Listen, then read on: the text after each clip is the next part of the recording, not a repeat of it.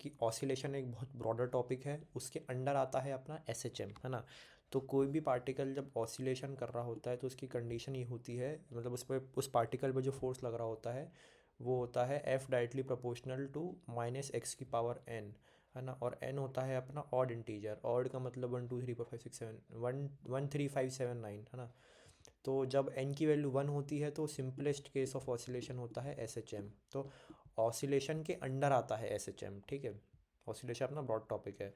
Then अपन आते हैं mean position वगैरह क्या होता है। मीन पोजीशन मतलब जहाँ पे एफ नेट अपनी ज़ीरो हो, है ना, फोर्स अपनी ज़ीरो हो। ये स्प्रिंग देख रहे हो, ये नेचुरल लेंथ पे है ना, कहीं खिंचा हुआ नहीं है ना कहीं कंप्रेस्ड है, नेचुरल लेंथ पे एफ नेट ज़ीरो। तो यहाँ पे पोटेंशियल एनर्जी अपनी मिनिमम होती है और काइनेटिक एनर्जी मैक्सिमम होती है, हाँ। एक्सट्रीम पॉइंट्स अपने कौन से होते हैं, एम्पलीट्यूड्स, है ना। ये प्लस ए माइनस है, ये अपने होते हैं एक्सट्रीम पॉइंट्स, ये इन्हीं को एम्पलीट्यूड्स भी बोलते हैं अपन। यहाँ पे काइनेटिक एनर्जी जीरो और पोटेंशियल एनर्जी मैक्सिमम होती है, ठीक है। एम्पलीट्यूड्स मतलब मैक्सिमम डिस्प्लेसमेंट, ठीक है। यही वही एक्सट्रीम पॉइंट्स अपने। टाइम पीरियड मतलब एक कंप्लीट साइकिल ऑफ ऑसिलेशन को बोलेंगे अपन टाइम पीरियड टी।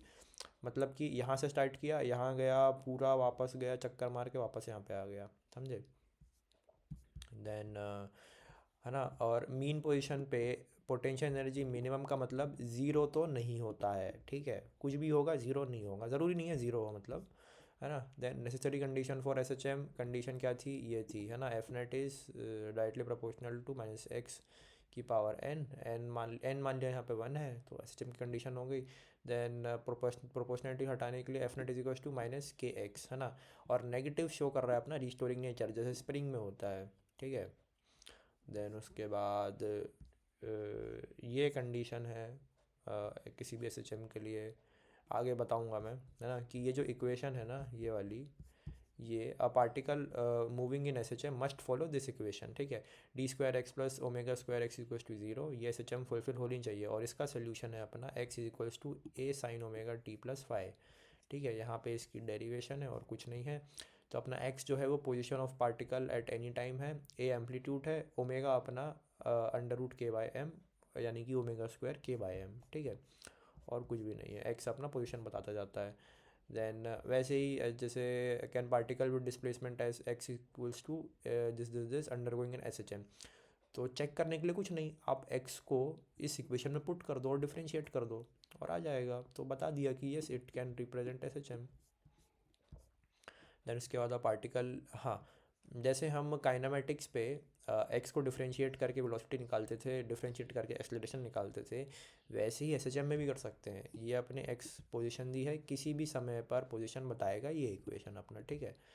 तो अब वेलोसिटी निकालने के लिए डिफरेंशिएट कर दो, डी बाई डी एक्स, इसको डिफरेंशिएट करोगे तो A omega cos omega T plus five, किसी भी टाइम पर वेलोसिटी क्या है ये बता देगा, ठीक है।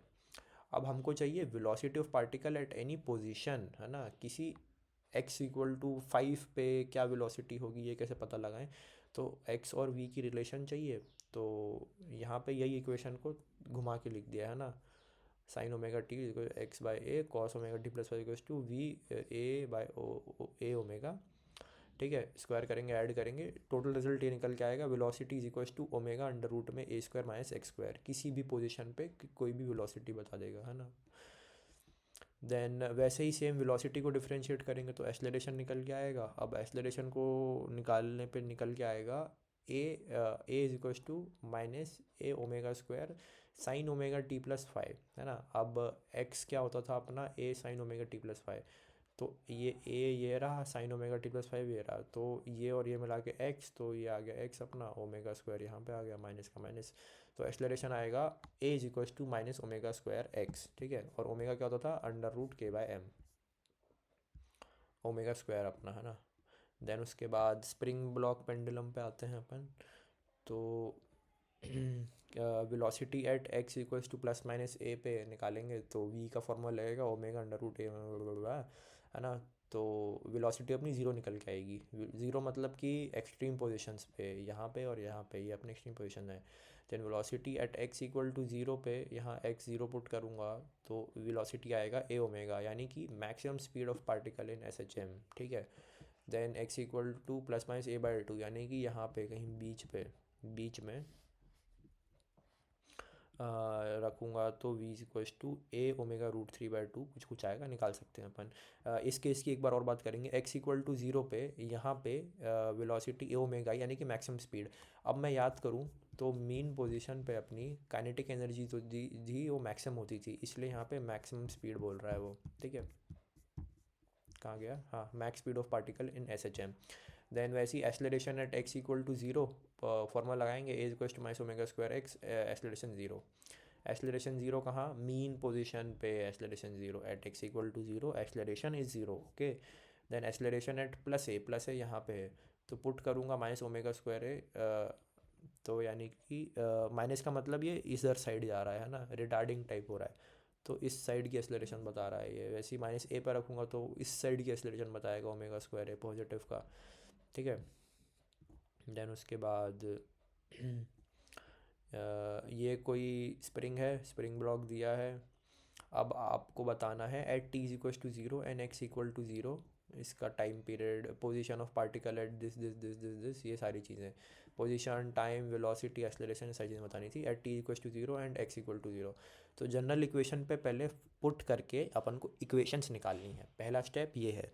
General equation x equal to a sine omega T plus five at t equal to zero and x equal to zero, है ना। एक्स ज़ीरो था, ज़ीरो पुट किया, टी ज़ीरो था, ज़ीरो पुट किया, zero equals to a sine five, five अपना zero निकल के आया, तो यहाँ पे फाइव ज़ीरो रखो, इतनी इक्वेशन बचेगी बस।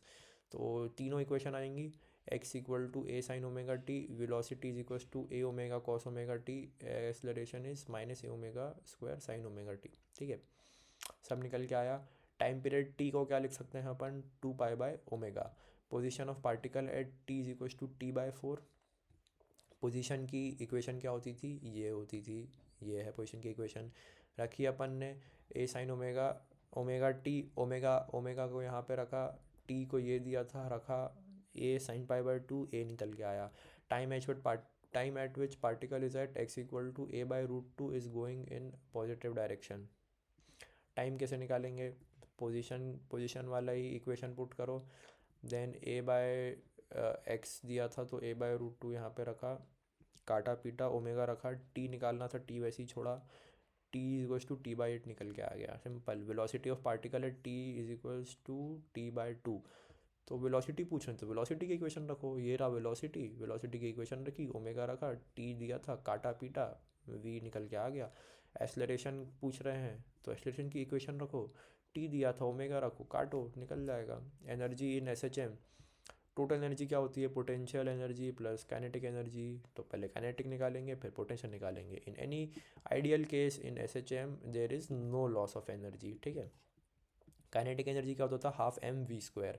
वी अपन को पता है, v is v, sorry, omega under root a square minus x square, है ना। तो हाफ एम ये पूरा अपना वी का स्क्वायर है, ठीक है। फिर उसके बाद वैसे ही ये तो है एक्स के फंक्शन के साथ, है ना, किसी एक्स पे निकालना है डिस्टेंस पे तो क्या आएगा। देन ये टाइम के फंक्शन के साथ निकालेंगे तो वेलोसिटी की दूसरी इक्वेशन क्या होती थी, a omega cos omega T plus five, है ना। तो यहाँ पे आप रखो हाफ एम वी का ये वाला स्क्वायर, है ना, ये इक्वेशन को रखा, समझ गए। देन पोटेंशियल एनर्जी अपनी स्प्रिंग वाली पोटेंशियल एनर्जी, इसलिए हाफ के एक्स स्क्वायर लिखा है, एम जी एच नहीं लिखा है यहाँ पे, ठीक है। तो पोटेंशियल एनर्जी इस एक्स के फंक्शन के साथ रखेंगे तो हाफ के अपना वहाँ से आया ओमेगा स्क्वायर वाले से, है ना, और एक्स स्क्वायर, ठीक है, निकल जाएगा। विथ टाइम अपना निकालेंगे तो एक्स अपना वहाँ से a sine omega T plus five वाले से, तो हाफ के अपना ओमेगा वाले से और एक्स यहाँ से, समझ गए, लिख लिख के सीख जाएगा। Total energy, kinetic potential, x के फंक्शन के साथ वालों को सबको ऐड करेंगे तो क्या आएगा, एक्स के फंक्शन वालों को याद रखना, half half m omega square a square. Time के फंक्शन वालों का आएगा half m omega square a square, दोनों का सेम आएगा, ठीक है। टाइम के साथ और पोजिशन के साथ टोटल एनर्जी कांस्टेंट, इसलिए बोल देता है आइडियल कंडीशन में कि there is no loss of energy, ठीक है। देन कोई भी पार्टिकल अगर एस एच एम में है तो कंडीशन क्या होगी, f is equal to minus k x, है ना, और मीन पोजीशन पे एफ नेट ज़ीरो। तो अगर ये इक्वेशन दी है तो मीन पोजीशन पे पूछ रहे हैं क्या डिस्टेंस है, तो एफ ज़ीरो करो, यहाँ से एक्स इक्वल टू -4 निकल के आएगा अपना, ठीक है। देन सिमिलरली दूसरी कोई इक्वेशन दी है, हाँ, और यहाँ पे पावर 1 है तो ये SHM की कंडीशन है, पहले पढ़ा था अपन ने, ठीक है। और यहाँ पे पावर 3 है तो ये ऑसिलेशन है, SHM 1 पे होता था, simplest case of oscillation is SHM, है ना। यहाँ पे एफ नेट ज़ीरो करो, x+2 पे आएगा, ठीक है, मीन पोजीशन निकल के आएगी अपनी। Then for any general SHM, ये कुछ भी दिया हुआ है फंक्शन, है ना, मीन पोजीशन पे एफ नेट ज़ीरो करूँगा, x=b आएगा, तो एट एनी टाइम मैं लिख सकता हूँ x=b plus a sin omega t plus five, है ना, b के साथ वो x का ये वाला फंक्शन ऐड हो जाएगा। हाँ, देन उसके बाद अगर कोई पार्टिकल एट x=2 से स्टार्ट कर रहा है, पॉजिटिव डायरेक्शन में जा रहा है, तो एट t=0 क्या होगा। तो x दिया है कितना के बराबर है, x की इक्वेशन रखूँगा, x की जगह a/2 रखूँगा, काटूंगा पीटूंगा, साइन फाइव हाफ आएगा, यानी कि फाइव 30 डिग्री आएगा। अब थीटा साइन साइन साइन 30 कितनी, साइन हाफ कितनी जगह आता है, 30 पे आता है, 150 पे आता है, और 3-4 जगह आता होगा, है ना। तो ये सारी बात ज़्यादा चीज़ें बताई हैं। काइनेटिक एनर्जी और पोटेंशियल एनर्जी इक्वल होती है, तो वो होता है x=+ a/√2, जैसा इलेक्ट्रोस्टैटिक में रिंग के लिए होता था, ठीक है। Then what is the velocity and acceleration of body, जब SHM में काइनेटिक और पोटेंशियल एनर्जी सेम होगी, तो कब सेम होती है, जब x की वैल्यू ये होती है ना। अब वेलोसिटी का फॉर्मूला पता है, ओमेगा ओमेगा √a² - x², है ना। तो x की जगह मैं ये वैल्यू पुट कर दूंगा, वेलोसिटी आ जाएगी, और एक्सेलरेशन होता है a=+- x², है ना। तो x की जगह मैं ये वैल्यू पुट कर दूंगा, अपनी एक्सेलरेशन भी आ जाएगी। देन ग्राफ में देखेंगे, x v और a का ग्राफ प्लॉट करना है, तो x का ग्राफ कैसे प्लॉट करेंगे, इक्वेशन देखो, x में साइन साइन आ रहा है, तो साइन वाला ग्राफ बनेगा अपना, ठीक है। मतलब ओरिजिन से स्टार्ट होगा, और t/4 पे ये मैक्सिमम चढ़ेगा, t/2 पे ये ज़ीरो होगा, 3t/4 पे डिप मारेगा यानी मिनिमम, देन t पे वापस ज़ीरो, तो साइन का ग्राफ। वेलोसिटी का ग्राफ बनाऊंगा मैं, तो ये अपना जाएगा कॉस कॉस वाला ग्राफ है ये, तो कॉस का ग्राफ बनेगा अपना, ठीक है।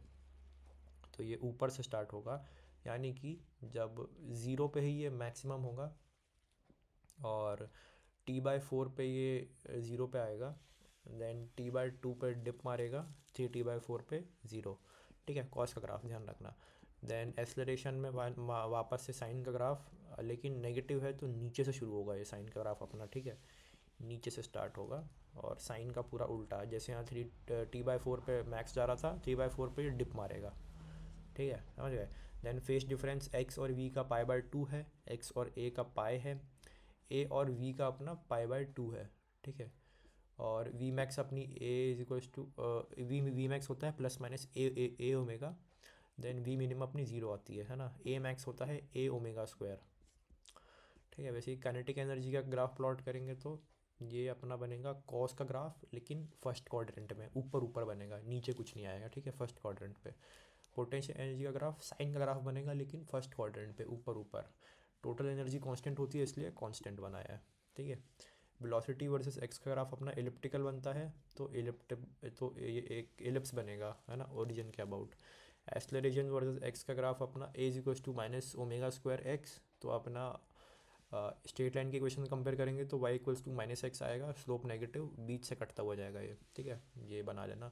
देन ये इंपॉर्टेंट है, t=2π√tan α, 2π/√tan α, ठीक है, टाइम पीरियड के लिए। देन फेजर डायग्राम पे आते हैं, तो ये भी सिंपल है।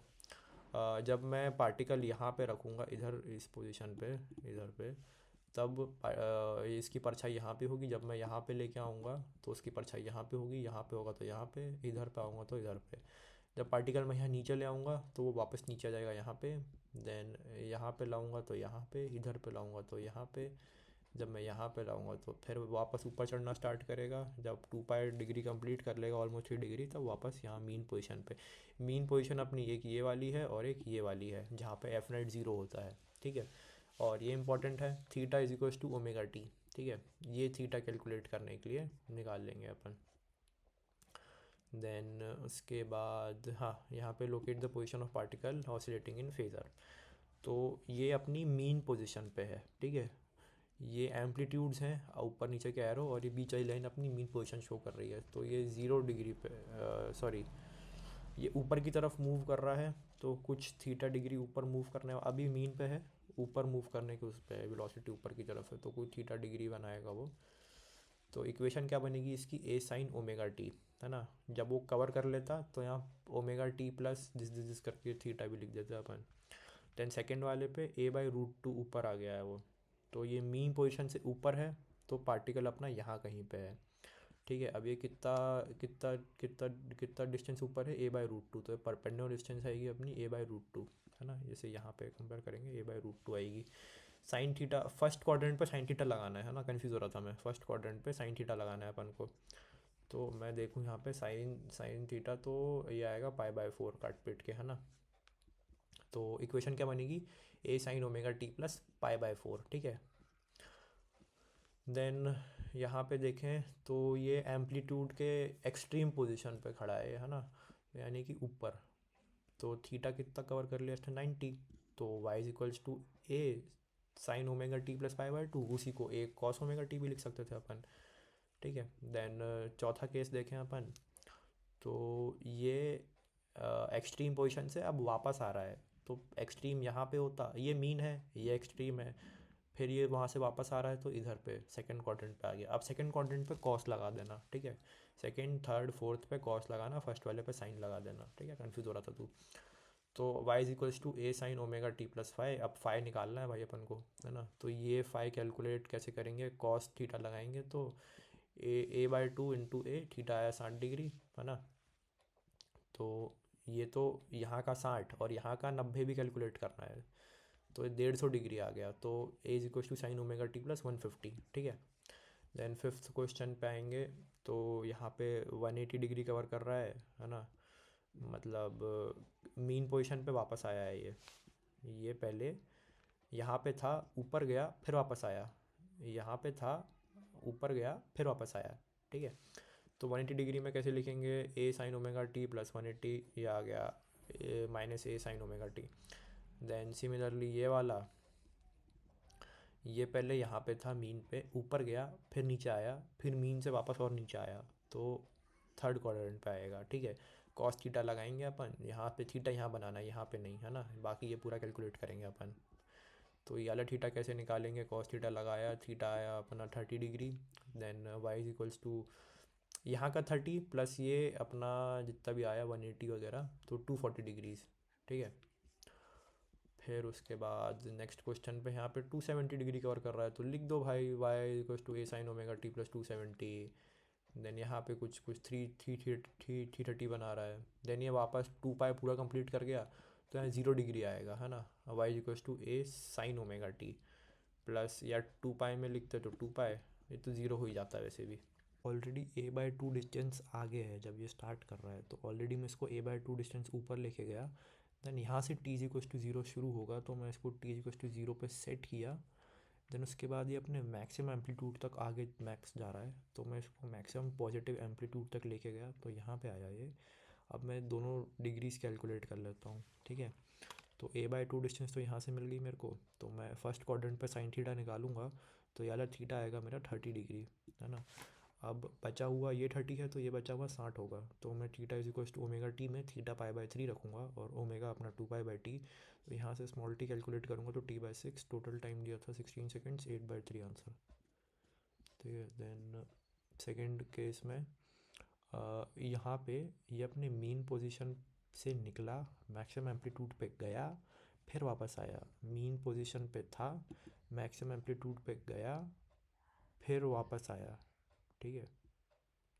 अब सेकंड केस देखें अपन, तो ये वापस मीन पोजीशन पे आया अपने, देन नेगेटिव एम्पलीट्यूड पे गया फिर वापस आया, है ना। ये वापस मीन पोजीशन पे गया, नेगेटिव एम्पलीट्यूड में गया, थोड़ा सा आगे और चला, है ना, √3/2 डिस्टेंस कुछ, है ना। तो पहले केस में a/√2 डिस्टेंस चला, सेकंड केस में √3/2 डिस्टेंस चला। अब ये वाला एंगल कैलकुलेट करेंगे, सेकंड क्वाड्रेंट में है, कॉस कॉस थीटा लगा दो बेस अपॉन हाइपोटेनियस, तो ये 45 डिग्री निकल के आएगा, तो पाई बाय, है ना, ये 45 तो ये 45, तो ये अपन को ये वाला एंगल बताना है, ठीक है। ये वाला एंगल पुट करेंगे theta is equals to omega t में, तो पाई/4 ये हो गया, ये वाला क्वाड्रेंट का 90 डिग्री ऐड कर दो, ये वाला अल्फ़ा निकालेंगे अपन ये फोर्थ क्वाड्रेंट पे भी कॉस अल्फ़ा ही लगेगा, है ना। कॉस कॉस से निकालो तो ये √3/2 थीटा आएगा 30 डिग्री, ठीक है। तो ये 30 डिग्री, तो π/4 + 90 + 30 theta equals to omega t में ये तीनों ऐड करो तो ओमेगा रखा, फिर उसके बाद स्मॉल टी निकाला, बड़ा टी वाला टोटल टाइम था 12 सेकेंड, टी निकल जाएगा अपना, ठीक है। पीरियड निकालने की मेथोडोलॉजी क्या है? टाइम पीरियड दो टाइप के दो एसएचएम दो टाइप के हैं, लीनियर एसएचएम और एंगुलर एसएचएम। लीनियर वाला एसएचएम के लिए पहले एफबीडी ड्रॉ करेंगे, देन मीन पॉइंट फाइंड करेंगे, है ना। मीन पॉइंट का कहाँ होता है? जहाँ एफ नेट अपना 0 पे होता है, ठीक है। तो displace particle by x distance from the mean point, x distance से थोड़ा सा डिस्प्लेस कर दो मीन पॉइंट से, है ना। फिर फाइंड करो F net towards the mean point, और वही होगा अपना एफ रीस्टोरिंग, और एफ रीस्टोरिंग अपना डायरेक्टली प्रोपोर्शनल होता है -x के, जो कि एस एच एम शो कर रहा है क्योंकि x की पावर 1 है, तो simplest case of oscillation is S H M. Then f restoring आएगा अपना m⍵²x, देन x कैंसिल कर दो और फाइंड करो ओमेगा, है ना। ओमेगा है अपना 2π/t। देन आते हैं एंगुलर एस एच एम, तो पहले मीन पॉइंट निकालो, then displace the angle, displace by theta angle from the mean point, है ना। फिर रिस्टोरिंग टॉर्क निकालो, अब रिस्टोरिंग टॉर्क है अपना डायरेक्टली प्रोपोर्शनल -θ के, और रिस्टोरिंग टॉर्क आएगा अपना I⍵²θ, आई अपना मोमेंट ऑफ इनर्शिया है, थीटा थीटा कैंसिल करो, फिर फाइंड करो ओमेगा और टी निकाल दो, ठीक है। Then time period of simple pendulum direct याद रखना है, T=2π√L/g, है ना। डिफरेंट केसेस में अपना जी है जो है वो जी इफेक्टिव बन जाएगा, और एल डिस्टेंस बताता हूँ तेरे को, है ना। तो इम्पॉर्टेंट ये है कि ये टाइम पीरियड ये है, तो ये है सिर्फ जब एंगल स्मॉल हो बहुत, है ना। ऑल दो 30 डिग्री तक ये चल जाता है ना, उससे ऊपर वाला नहीं चलेगा, बट एक्यूरेसी के लिए 10 डिग्री तक मान के चलना पड़ता है अपन को, ठीक है। एक्सपेरिमेंट में बहुत कम एंगल लेते हैं इसलिए। So if theta is small, तो आप ये इसको लीनियर एस एच एम ही मान लो, मतलब कि ये ऐसे ऐसे नहीं गोल गोल मत मानो, ये स्ट्रेट मूव करेगा ऐसे, फेजर डायग्राम पे पढ़ा था अपन ने, ठीक है। तो ये वही फार्मूला डिराइव करके बता दिया यहाँ पे भी। तो इसके क्वेश्चन कितने टाइप के बनते हैं? एरर एनालिसिस में बन जाएंगे। तो क्या फार्मूला है उसका? 2Δt/t is equals to Δl/l plus Δg/g, ये एरर में आ जाता है ना। When percentage is less than 5 और 6%, तब के लिए तब अप्लाई हो जाता है। और time period is independent of मास, यहाँ कहीं मास पे डिपेंड नहीं करता है कितना ये मास हो, ठीक है। अगर ऑसिलेशन जहाँ नहीं हो रहा होगा तो मतलब टाइम अपनी क्या है? इन्फिनिटी। इसका एक केस पढ़ेंगे आगे, है ना। तो और T=2π√L/g में L जो अपनी लेंथ है वो distance between centre of mass of Bob and point of suspension. Point of suspension यहाँ पे है ना, यहाँ से लेके इसके सेंटर ऑफ मास तक ये जितनी डिस्टेंस दिख रही है यहाँ तक पूरी L है, ठीक है। देन उसके बाद हाँ, एक ये इम्पोर्टेंट जेई का क्वेश्चन है कि अगर ये बॉब में हमने लिक्विड फिल कर दिया अंदर, है ना, of small radius as compare to length ज़्यादा है रेडियस से, तो अगर लिक्विड स्टार्ट करता है लीक करना बॉटम से, धीरे धीरे एक एक बूंद करके गिर रहा है, तो क्या चेंज आएगा टाइम पीरियड में? बढ़ेगा, घटेगा, या कांस्टेंट रहेगा? तो जब एक एक बूंद गिरना स्टार्ट होगी इसमें से, तो पहले सेंटर ऑफ मास, जब बॉब फिल्ड होगा सेंटर ऑफ मास बीच में रहेगा तो लेंथ इंटैक्ट रहेगी, है ना। लेकिन जैसे जैसे ये बॉब खाली तो जाएगा, तो लिक्विड का सेंटर ऑफ मास, तो इन जनरल बॉब का सेंटर ऑफ मास नीचे आता जाएगा, तो आपकी लेंथ बढ़ती जाएगी यहाँ पे, और सेंटर ऑफ मास नीचे आया, लेंथ बढ़ती गई। जब ये खाली हो जाएगा पूरा एम्प्टी, तो वापस सेंटर ऑफ मास रिस्टोर हो जाएगा और लेंथ अपनी वापस फर्स्ट केस जैसी इंटैक्ट हो जाएगी। तो देखो centre of mass move downward, length बढ़ी, टाइम पीरियड भी बढ़ा, है ना। इस फॉर्मूला के हिसाब से लेंथ बढ़ी, टाइम पीरियड बढ़ा, तो फाइनली जब बॉब एम्प्टी हुआ तो centre of mass back in position आया, तो फिर वापस सेम आ जाएगा, देन सडनली बिकम्स टी। तो टाइम पीरियड बढ़ा, देन सडनली बिकम्स टी, जैसे ही आखिरी बूंद गिरी आ गया वापस, है ना। इंपॉर्टेंट केसेस में जी जो है अब अपना वो जी इफेक्टिव है, ठीक है। तो फर्स्ट केस पे जब लिफ्ट के अंदर पेंडुलम बांधा, एक्सेलरेशन ऊपर है, जी इफेक्टिव हो जाएगी G+a, तो T=√L/g+a। नीचे जाएगी तो G-a, जी इफेक्टिव हो जाएगा G-a, यहाँ पुट कर देंगे, जी की जगह G-a। फ्री फॉलिंग होगी तो G=a केस होता है फ्री फॉल पे। तो इस फॉर्मूला में मैं ए या जी पुट करूँगा तो ज़ीरो हो जाएगा, L/0, तो वो इन्फिनिटी हो जाएगा, ज़ीरो नहीं होगा, है ना। यानी कि ऑसिलेट ही नहीं करेगा फ्री फॉलिंग में, तो टाइम इन्फिनिटी आ जाता है। और ऐसे टाइम पे ऑसिलेट नहीं करना मतलब कि उसकी वाइब्रेशन बहुत ज़्यादा हाई है, वो अलग कंसेप्ट है, छोड़ो, है ना। और अगर एक्सेलरेशन इस साइड है और जी मेरा नीचे की तरफ है तो मैं यहाँ से वो निकाल लूँगा, क्या बोलते हैं, इफेक्टिव, जी इफेक्टिव। तो क्या आएगा, अंडर रूट में जी स्क्वायर प्लस ए स्क्वायर, तो यहाँ पुट कर दो जी की जगह। देन ये नेक्स्ट केस ये वाला है वेज वाला। तो यहाँ से ब्लॉक मूव कर रहा है, अंदर पेंडुलम वाला है। अब मुझे इसके बॉक्स के अंदर जाके देखना पड़ेगा पेंडुलम का क्या है, जी इफेक्टिव वगैरह। तो यहाँ देखूँगा तो एम जी साइन थीटा लगेगा, और मैं इस पर स्यूडो फोर्स लगाऊंगा तो इधर साइड पे एम जी साइन थीटा लगेगा अपोजिट साइड, और नीचे लगेगा एम जी कॉस थीटा। ये दोनों ये दोनों कटे, एक ही जी इफेक्टिव लग रहा है, जी कॉस थीटा। मास पे डिपेंड नहीं करेगा इसलिए मास नहीं ले रहा है। तो t g cos to under root g effective रखा अपन ने, तो जी कॉस थीटा आ जाएगा, ठीक है। फ्री स्पेस में जी की वैल्यू अपनी जो होती है ज़ीरो होती है, तो उसी चीज़ को अगर मैं जी को यहाँ पुट करूँगा तो इन्फिनिटी को टेंड करेगी, यानी कि टाइम पीरियड अपना इन्फिनिटी हो जाएगा। पेंडुलम इन लिक्विड, ये कोई बॉब है, इसकी कुछ डेंसिटी है, ये कोई लिक्विड है, इसकी कुछ डेंसिटी है, इसको अंदर घुसेड़ा तो अपना टाइम पीरियड, ये अपनी जी इफेक्टिव निकाल रहे हैं। जी इफेक्टिव क्या आएगी अपनी, v into density of body into g bracket 1 minus density of liquid by density of body, ये जी इफेक्टिव है। इसी को उठा के मैं इस जी में पुट कर दूंगा, आ जाएगा, ठीक है। देन ये इसकी एप्लीकेशन है। उसके बाद effect of temperature, effect of temperature की वजह से क्या होगा कि मैं टेम्परेचर बढ़ाऊँगा तो इसकी लेंथ बढ़ेगी। अब लेंथ बढ़ेगी तो ये जब इसकी लेंथ बढ़ेगी तो ये ज़्यादा टाइम पीरियड बढ़ेगा इसका। टाइम पीरियड बढ़ने की वजह से ये टाइम लॉस करेगा, गेन करेगा, टाइम लॉस करेगा। क्यों? क्योंकि अगर मैं 3 घंटे का पेपर 3.5 घंटे में दे रहा हूँ तो मैं टाइम लॉस कर रहा हूँ, पीछे चल रहा हूँ टाइम से, है ना। तो पेंडुलम स्लो चलेगा टेम्परेचर बढ़ाने पे। टेम्परेचर डिक्रीज़ करूँगा तो टाइम कम लगेगा, है ना। क्यों टाइम कम लगेगा? क्योंकि लेंथ सिकुड़ जाएगी, है ना। अगर यहाँ पे लेंथ कम हुई तो टाइम भी कम लगेगा, ठीक है। तो मैं टाइम गेन करूँगा क्योंकि मैं टाइम से पहले पेपर कंप्लीट कर रहा हूँ, तो पेंडुलम फास्ट चल रहा है अपना, ठीक है। तब टेम्परेचर चेंज करने की वजह से एक डेल्टा के का चेंज आया, तो l final is equals to l original bracket 1 plus alpha delta के का ये फार्मूला लगेगा। तो टी ओरिजिनल अपना आएगा t not is equals to 2 pi under root l naught by g, और टी न्यू आएगा अपना 2 पाई इज इक्वल्स टू ये फार्मूला उठ के यहाँ का यहाँ आ गया, l naught 1 plus alpha delta के बाई जी। अब टी न्यू का निकल के आया अपना t new equals to T naught 1 plus alpha by 2 delta के, ये ज़्यादा इंपॉर्टेंट है ना। देन फ्रैक्शनल चेंज या फिर time lost and gained per second, तो delta T by T is equals to alpha by 2 delta के। परसेंटेज में कैलकुलेट करेंगे तो percentage in T is equals to 50 alpha delta के। देन इलोंगेशन ऑफ थ्रेड के बारे में, अगर हम कंसिडर करें इलास्टिसिटी को, तो बल्क इलास्टिसिटी का क्या होता था, Y is equals to stress by strain, है ना। डायरेक्ट फार्मूला पे आते हैं अपन, व्हेन पेंडुलम इज इलोंगेटेड तो टी न्यू होता है अपना T not is equals to T nought bracket 1 plus M G by 2 a Y है अपना वो स्ट्रेस बाय स्ट्रेन वाला, है ना। तो डेल्टा टी बाई टी होता है अपना m g by 2 a gamma. Delta t का परसेंटेज क्या होता है टी का, तो 50 m g by a gamma.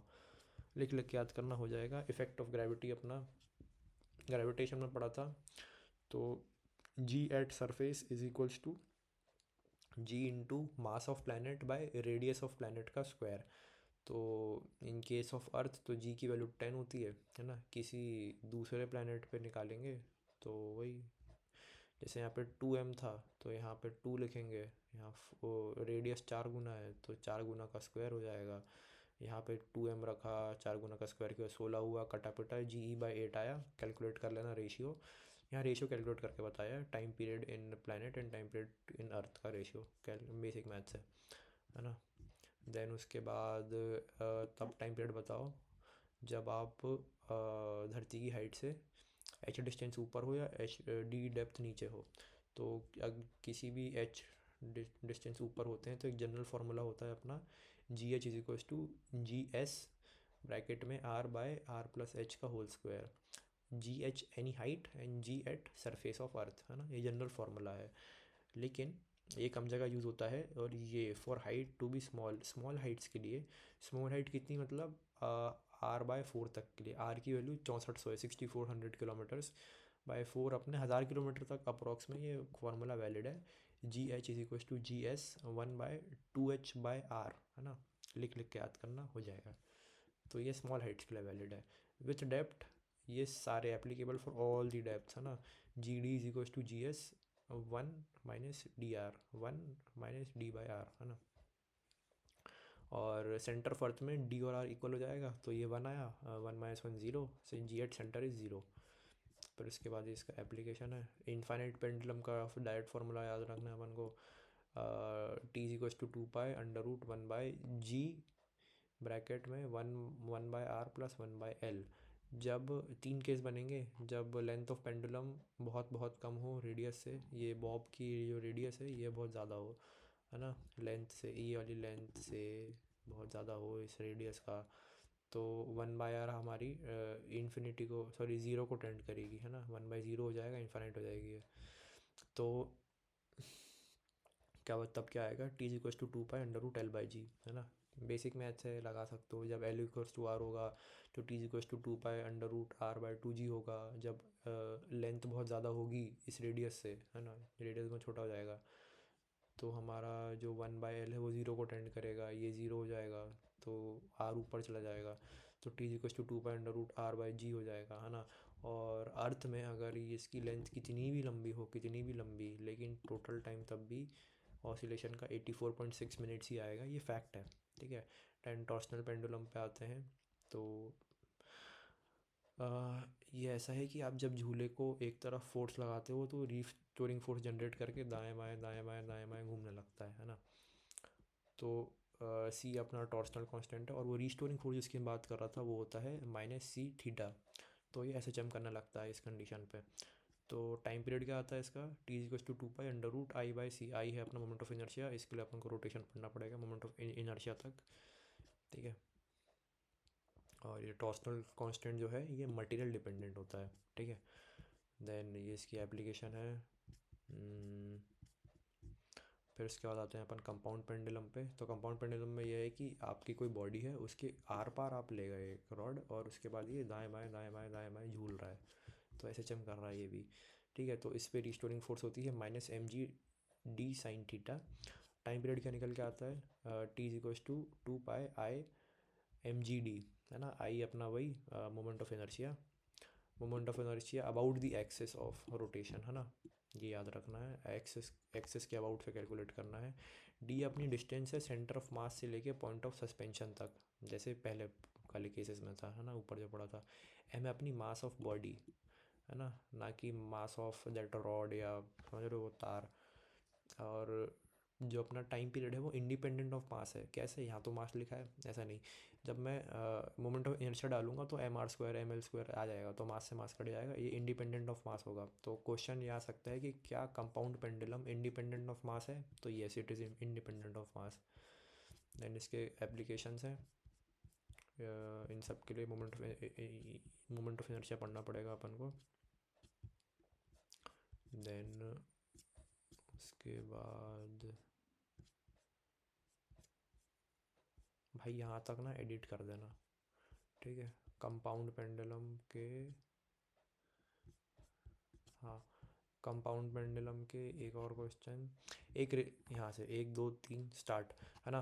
Compound pendulum में एक और रिलेशन पता चला कि आई सी इज इक्वल टू mk² होता है, तो और के होता है रेडियस ऑफ गायरेशन। इसके हिसाब से हम एक नया फार्मूला डिड्यूस कर सकते हैं, T is equal to 2π√k²/d+d/g।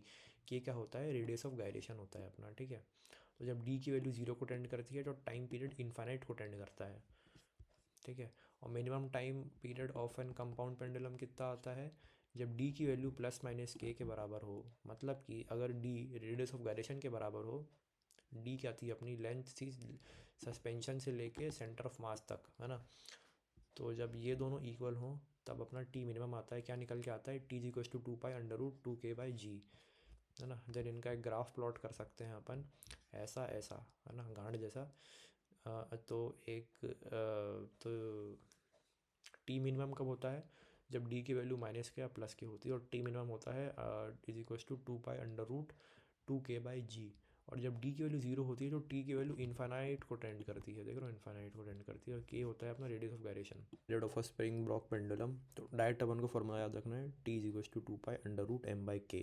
M अपना मास नहीं है, मास ऑफ ऑसिलेटिंग बॉडी है, ये जो मास ऑसिलेट कर रहा है दाएं दाएं दाएं ये है ना। के अपना स्प्रिंग कांस्टेंट है, ठीक है। देन इसके बाद इंपॉर्टेंट केसेस लाइन वाइज है। ओरिएंटेशन डिपेंडेंस, अब मैं इसको सीधा करूँ, उल्टा करूँ, दाएं बाएं, वेज के ऊपर ऊपर नीचे कैसे भी रखूँ, टाइम पीरियड में कोई फ़र्क नहीं आएगा, हमेशा सेम फार्मूला बनेगा। इस केस के लिए भी ये फार्मूला, इसके लिए भी ये फार्मूला, इसके लिए भी फार्मूला, टाइम पीरियड में कोई चेंज नहीं आएगा ओरिएंटेशन से। देन इसी को अगर मैं फ्री स्पेस पे ले जाऊँ या एक्सेलरेटेड लिफ्ट पे ले जाऊँ तो भी कोई फ़र्क नहीं आएगा, टाइम पीरियड तब भी सेम ही रहेगा। इसी को मैं स्प्रिंग को मैं लिक्विड पे डाल दूँ तो भी कोई फ़र्क नहीं आएगा, सेम फार्मूला, ठीक है। स्प्रिंग को मैं कट कर दूँ तो फ़र्क पड़ेगा, क्योंकि अगर मैं एक किसी के कांस्टेंट की स्प्रिंग को कट करता हूँ L1 लेंथ की और L2 लेंथ की, तो L1 लेंथ वाले की स्प्रिंग कांस्टेंट आएगा K1 इज इक्वल्स टू के ओरिजिनल इंटू 1 + L2/L1। देन वैसे ही L2 की कांस्टेंट आएगी K2 इज इक्वल्स टू के ओरिजिनल इंटू 1 + L1/L2, है ना, L1/L2 नॉट L2/L1। और जैसे इसको के कांस्टेंट को दो इक्वल पार्ट में तोड़ा 1:1 के रेशियो में, तो यहाँ के इज इक्वल्स टू 1 और ये 1 1 आ जाएगा, ये 2 के में टूट गया, है ना। वैसे इसको तोड़ दो 1:1 और 2 के रेशियो में, तो ये देख लेना। और इसको 3 इक्वल पार्ट में तोड़ा, यानी कि यहाँ 1 और 2 में तोड़ा तो ये 3 के में टूटा, ये 3k/2 में टूटा। फिर इसी को और दो पार्ट में तोड़ा, दो लेंथ वाले को थोड़ा 1 1 के रेशियो में, तो ये दोनों का सेम आ गया 3k/2 3k/2। तो ऐसे ही n टाइम्स जब तोड़ूंगा तो n×k हो जाएगा, है ना, न्यू वाले का हो जाएगा n×k। देन अगर मैं हाँ कटिंग ऑफ स्प्रिंग के बारे में, कटिंग ऑफ स्प्रिंग है, time period final is equal to time period original by n, ठीक है। देन 2 ब्लॉक सिस्टम, अगर 2 ब्लॉक्स हैं दोनों ऑसिलेट कर रहे हैं तब, है ना, एम अभी भी अपना ऑसिलेटिंग मास के लिए है, तो ये दोनों मास जब ऑसिलेट कर रहे होंगे तो M1 M2 आएगा, तो टाइम पीरियड आएगा T is equals to 2π√M1 M2/K into M1 + M2, ठीक है। देन ये अच्छा केस है कि कौन सा मास ऑसिलेटिंग है उसके हिसाब से। M2 अपना रेस्ट पे है, फिक्स्ड है ये, है ना, और M1 ऑसिलेट कर रहा है, तो मैं यहाँ पे M1 लिखूँगा, M1 M2/M1 + M2 नहीं लिखूँगा, M1 लिखूँगा। ऐसे यहाँ पे M1 रेस्ट पे है, M2 ऑसिलेट कर रहा है सिर्फ, तो M2 आएगा सिर्फ, ठीक है। जब स्प्रिंग हमारी सीरीज़ या पैरेलल कॉम्बिनेशन में होंगे तब क्या करना है अपन को, ठीक है। तो सीरीज़ वाला पता कैसे करेंगे, जैसे ये दोनों स्प्रिंग कॉन्टैक्ट में है, तो अगर मैं यहाँ से स्प्रिंग काट दूँ तभी ऑसिलेट करना बंद हो जाएगा। लेकिन दूसरे केस में मैं देखूँ तो अगर मैं ये स्प्रिंग काट दूँ तो इससे नीचे वाले से ऑसिलेट करेगा, ये वाला काट दूँ तो ऊपर ऐसे करेगा ऑसिलेट। तो पैरेलल में हमारे पास ऑप्शंस होते हैं, सीरीज़ में हमारे पास ऑप्शन नहीं होते। जैसे रेजिस्टेंस में मैं एक तार काट दूंगा तो आगे की पूरी इलेक्ट्रिसिटी कट डाउन हो जाएगी, है ना। तो सीरीज़ में स्प्रिंग पे फोर्स सेम होती है ना, क्योंकि एक साथ जुड़ रहा है ये मास में, इलोंगेशन डिफरेंट होती है। और पैरेलल में इलोंगेशन सेम होती है, दोनों सेम जाएगी, लेकिन फोर्स डिफरेंट डिफरेंट आएगा, बट जाएगा आधा आधा, है ना। देन ये वाले केस में ये पैरेलल का केस है, कैसे, क्योंकि अगर मैं ये वाली स्प्रिंग काट दूँ तो इससे ऑसिलेट करेगा K1 से, अगर मैं K1 काट दूँ K2 से ऑसिलेट करेगा, हमारे पास ऑप्शंस आ गए यहाँ पे, तो ये पैरेलल का केस हो गया, ठीक है। देन सीरीज स्प्रिंग का कांस्टेंट जोड़ने का फॉर्मूला होता है 1/Ks equals to 1/K + 1/2। Parallel में डायरेक्ट ऐड कर सकते हैं, ठीक है। देन उसके बाद जैसे ये अलग फार्मूला है, तो यहाँ पे ये दोनों पैरेलली जुड़ा है, यहाँ पे ये सीरीज से जुड़ा है, तो इन दोनों को जोड़ेंगे पैरेलली तो 2K आ जाएगा। अब ये 2K और ये 2K, है ना, अब ये पूरा सिस्टम पैरेलल बन गया अपना, है ना। यहाँ से काटूंगा तो ये करेगा, यहाँ से काटूंगा तो ये करेगा, तो ये 2K अपना 4K बन गया, तो K इक्वलेंट 4K आ गया। अब टाइम पीरियड में मैं K की जगह 4K रखूँगा, ठीक है। अब ऐसे ये अलग केस है, तो ये दोनों अपने सीरीज़ में जुड़े हैं और ये भी सीरीज़ में जुड़ा है इसके साथ, है ना। तो मैं 4K जोड़ के इसको 2K लिख सकता हूँ, और ये वाला 2K ऐसे ही रहेगा। और मैं यहाँ नीचे वाले केस में देखूँ तो यहाँ पे दो ऑप्शंस क्रिएट हो रहे हैं ना, ये काट दूंगा तो इससे ऑसिलेट करेगा, अगर मैं ये वाला काट दूंगा तो इससे ऑसिलेट करेगा, तो यानी कि ये पैरेलल पे है। तो ये और ये जोड़ के 2k हो जाएगा, तो नीचे भी अपना 2k केस बन गया, है ना। तो अब मैं इन दोनों को कंबाइन कर सकता हूँ, इन दोनों को, तो ये 2k और 2k और ये वाला 2k बन गया। तो ये ऐसा बन दिखेगा, है ना। ये वाला बन गया अपना 2k में, और ये वाला 2k, और ये ऊपर जाके मैं इसको 2k लिख दूँगा कंबाइन करके, तो k बन जाएगा। तो 2k और k, अब पूरा सिस्टम पैरेलल ही हो गया, तो 3k, k इक्वलेंट 3k, यहाँ पे लिख दिया 3k, ये आ गया अपना, है ना।